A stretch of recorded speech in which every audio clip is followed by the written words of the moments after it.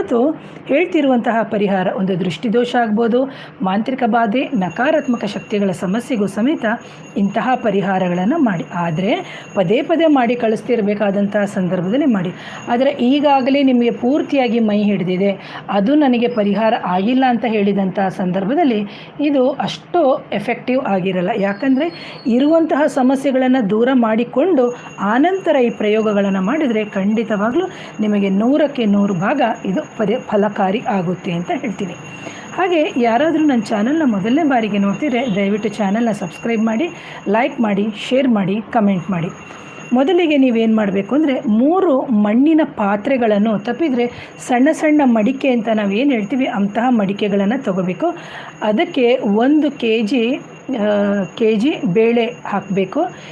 1 K G ಹಿಡಿಯುವಂತಿರಬೇಕು ಆ ಬೇಳೆ. ಅದರ ಜೊತೆಗೆ ನೀವೇನು ಮಾಡಬೇಕಾಗುತ್ತೆ ಅಂದರೆ ಕ್ರಮವಾಗಿ 800 ಗ್ರಾಮು ಕಪ್ಪು ಉದ್ದು ಅಂತ ಬರುತ್ತೆ ನಮಗೆ. ನಾವು ಹೆಣ್ಮಕ್ಳು ಮೈಲಿಗೆಯಾದ ಸಮಯದಲ್ಲಿ ಫಸ್ಟ್ ಟೈಮ್ ಕೊಡ್ತಾರಲ್ಲ ಮೆಚೂರ್ಡಾದಾಗ, ಅಂಥ ಕಪ್ಪು ಉದ್ದನ್ನು ನೀವು ಬಳಸ್ಕೋಬೇಕು. ಅದರ ಜೊತೆಗೆ 300 ಗ್ರಾಮ್ ಕಡಲೆಬೇಳೆ ಮತ್ತು 900 ಗ್ರಾಮು ಕೆಂಪು ಬೇಳೆ ಅಂತ ನಾವು ಹೇಳ್ತೀವಲ್ಲ, ಅದನ್ನು ನೀವೇನು ಮಾಡಬೇಕು, ನಿಮ್ಮ ಕುಲದೇವರ ಮುಂದೆ ಇಟ್ಕೊಂಡು ಪೂಜೆಯನ್ನು ಮಾಡಬೇಕು.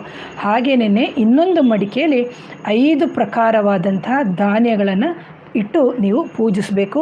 ಇನ್ನೊಂದರಲ್ಲಿ 1/4 ಮೀಟ್ರ್, ಒಟ್ಟು ಇಲ್ಲಿ ಮಣ್ಣಿನ ಮಡಿಕೆ 3 ತಗೋಬೇಕು. ಸರಿಯಾಗಿ ವಿಡಿಯೋ ಅರ್ಥ ಆಗಲಿಲ್ಲ ಅಂದರೆ 2 ಬಾರಿ 3 ಬಾರಿ ನೀವು ನೋಡಿ ಅರ್ಥ ಮಾಡ್ಕೊಳ್ಳಿ ಅಂತ ಹೇಳ್ತೀನಿ. ಹಾಗೆ ಇನ್ನೊಂದರಲ್ಲಿ ಏನು ಮಾಡಬೇಕು ಅಂದರೆ 1/4 ಮೀಟ್ರು ಕಪ್ಪು ಬಟ್ಟೆಯಲ್ಲಿ 800 ಗ್ರಾಮಷ್ಟು ನೀವು ಕಪ್ಪು ಉದ್ದು ತಗೋಬೇಕು.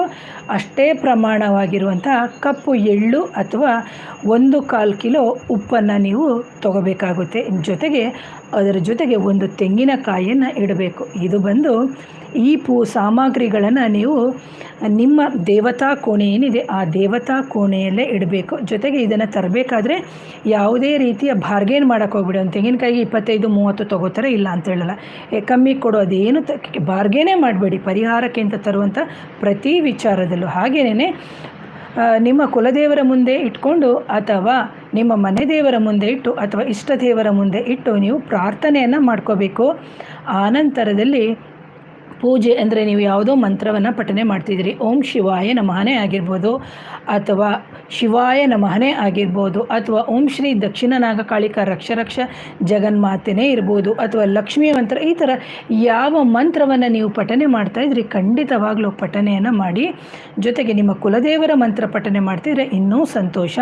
ಇದೆಲ್ಲವನ್ನು ನಿಮ್ಮ ಪೂಜೆಯ ಸ್ಥಳದಲ್ಲೇ ಪ್ರತ್ಯೇಕವಾಗಿ ಇಟ್ಕೊಳ್ಳಿ.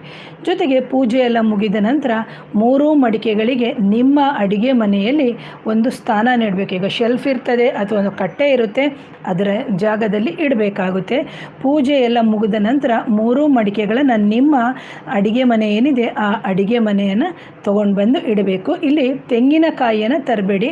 ಬಾಕಿ ಎಲ್ಲ ಪದಾರ್ಥಗಳನ್ನು ನಾನು ಏನೇನು ಹೇಳಿದೆ ಅದೆಲ್ಲವನ್ನು ನೀವು ಹಾಕಿ ಇಡಬೇಕು. ಉಳಿದ ಪದಾರ್ಥಗಳನ್ನು ಕಪ್ಪು ಬಟ್ಟೆಯಲ್ಲಿ ಹಾಕಿ ಒಂದು ಗಂಟನ್ನು ಒಂದು ಪೋಟ್ಲೆ ಥರ ನೀವು ಮಾಡಬೇಕಾಗುತ್ತೆ.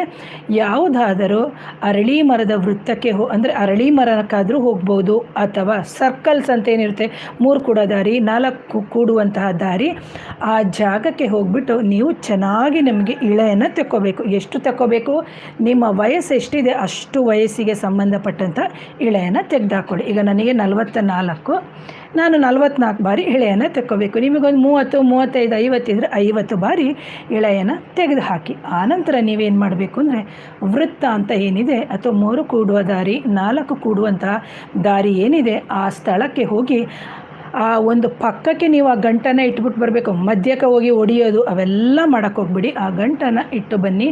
ಹಾಗೂ ತೆಂಗಿನಕಾಯಿಯನ್ನು ನೀವು ಮನೆಯಿಂದ ಹೋಗಬೇಕಾದ್ರೆ ದೇವತಾ ಕೋಣೆಯಲ್ಲಿರುತ್ತೆ, ಅಡುಗೆ ಮನೇಲಿ ಏನಿರುತ್ತೆ ಅದನ್ನು ನೀವು ಕಾಳುಗಳದ್ದು ಏನಿದೆ ಮಡಿಕೆ ಅದನ್ನೆಲ್ಲ ತಗೊಂಡು ತೆಂಗಿನಕಾಯಿನ ತೊಗೊಂಡೋಗಿ ಅಲ್ಲಿ ಅಂದರೆ ಪಕ್ಕದಲ್ಲಿ ನೀವು ಒಡೆದು ಬರಬೇಕು. ಬಂದು ಮನೆಗೆ ಹಿಂತಿರುಗಿ ನೀವು ಹಿಂಭಾಗ ನೋಡದೆ ಮನೆಗೆ ಬನ್ನಿ. ಬಂದು ಆನಂತರ ಕೈಕಾಲು ಮುಖಗಳನ್ನು ತೊಳೆದುಕೊಳ್ಳಿ. ಇದರಿಂದ ಏನಾಗುತ್ತೆ ಅಂದರೆ ಮನೆಯಲ್ಲಿ ಪ್ರತಿಯೊಬ್ಬರಿಗೂ ದೃಷ್ಟಿದೋಷಗಳು ನಿವಾರಣೆ ಆಗುತ್ತೆ, ಜೊತೆಗೆ ನಿಮ್ಮ ಮನೆಯಲ್ಲಿ ದರಿದ್ರ ನಿವಾರಣೆ ಆಗುತ್ತೆ, ಆ ದೇವಿಯ ಆಶೀರ್ವಾದ ಆಗುತ್ತೆ, ಜೊತೆಗೆ ಅನ್ನಕ್ಕೆ ಕಷ್ಟ ಆಗಿದರೆ ಅನ್ನ ಕಷ್ಟ ನಿವಾರಣೆ ಆಗುತ್ತೆ, ಜೊತೆಗೆ ಎಷ್ಟೋ ಜನಕ್ಕೆ ಮೇಲೆ ಹುಷಾರು ತಪ್ತಾ ಇದ್ರೆ ಸಮೇತ ಅದು ನಿವಾರಣೆ ಆಗುತ್ತೆ. ನಮಗೆ ಒಂದು ಶನಿ ದಶ ಇರ್ಬೋದು, ರಾಹು ದಶ ಇರ್ಬೋದು, ಅಂತಹ ಸಂದರ್ಭದಲ್ಲೂ ಸಮೇತ ಇಂತಹ ಪರಿಹಾರಗಳನ್ನು ನೀವು ಮಾಡ್ಬೋದು. ಆದರೆ ಇದು ಎಷ್ಟು ಬಾರಿ ಮಾಡಬೇಕು ನಾನು ಹಾಕಿದ್ದೀನಿ ತಮ್ಮನೇಲಲ್ಲಿ. ಅಮಾವಾಸ್ಯೆಗೆ ಮಾಡಿ, ಹುಣ್ಣಿಮೆ ಆನಂತರದಲ್ಲಿ ನಿಮಗೆ ತುಂಬ ದೇಹ ಕಷ್ಟ ಆಗ್ತಾ ಇದೆ, ತುಂಬ ತಡ್ಕೊಳಕ್ಕಾಗ್ತಾ ಇಲ್ಲ ಅಂತ ಹೇಳಿದಂಥ ಸಂದರ್ಭದಲ್ಲೂ ಸಮೇತ ನೀವು ಅದನ್ನು ಮಾಡ್ಬೋದು. ಯಾರು ನೀವು ಮಾಡ್ತೀರಿ, ಈಗ ಗಂಡ ಇದ್ದಾನೆ, ಗಂಡನಿಗಿದ್ದ ಸಮಸ್ಯೆನ ಹೆಂಡತಿ ಪರಿಹಾರ ಮಾಡಿ ಹಾಕಿ ಬಂದ ನಂತರ ಅವರಿಗೆ ಸುಸ್ತು ಸಂಕಟ ಆಗುತ್ತೆ. ಅಂತಹ ಸಂದರ್ಭದಲ್ಲಿ ನೀವು ಚೆನ್ನಾಗಿ ಕೈಕಾಲು ತೊಳ್ಕೊಂಡು ಇಳೆಯನ್ನು ತೆಗೆದು ಹಾಕೋಬೇಕು. ಕಲ್ಲುಪ್ಪಿನಿಂದ ಇಳೆಯನ್ನು ತೆಗೆದು ಹಾಕ್ಕೊಳ್ಳಿ. ಬರೀ ನಿಮಗೆ ನಿಮ್ಮ ಮನೆಯ ಕೇಸ್ ಮಾಡಿದಾಗ ನಿಮಗೆ ಬರೀ ಕೈ ಎಳ್ತಾ, ಕಾಲು ಎಳ್ತಾ, ಸುಸ್ತು ಅವೆಲ್ಲ ಆಯ್ತದೆ. ಆಗ ನಾವು ಎಷ್ಟೋ ಜನಕ್ಕೆ ಅಡ್ವೈಸ್ ಮಾಡ್ತೀವಿ, ಎಷ್ಟೋ ಜನಕ್ಕೆ ಕನ್ಸಲ್ಟೇಷನ್ ಕೊಡ್ತೀವಿ, ಎಷ್ಟೋ ಜನದ ತೆಗಿತೀವಿ.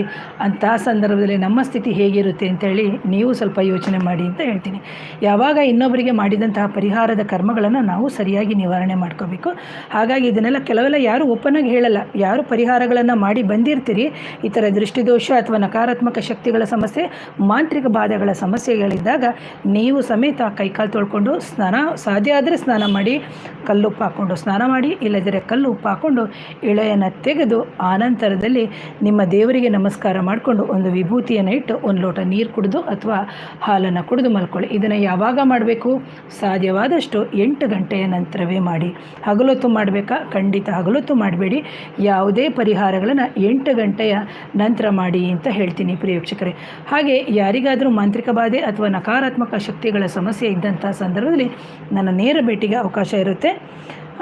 ನನ್ನ ವಾಟ್ಸಪ್ ನಂಬರ್ ಬಂದು 7019806595ಗೆ ವಾಟ್ಸಪ್ ಮುಖಾಂತರ ಸಂಪರ್ಕ ಮಾಡಿ ಅಂತ ಹೇಳ್ತಾ ಇವತ್ತಿನ ವಿಡಿಯೋವನ್ನು ಮುಗಿಸ್ತೀನಿ.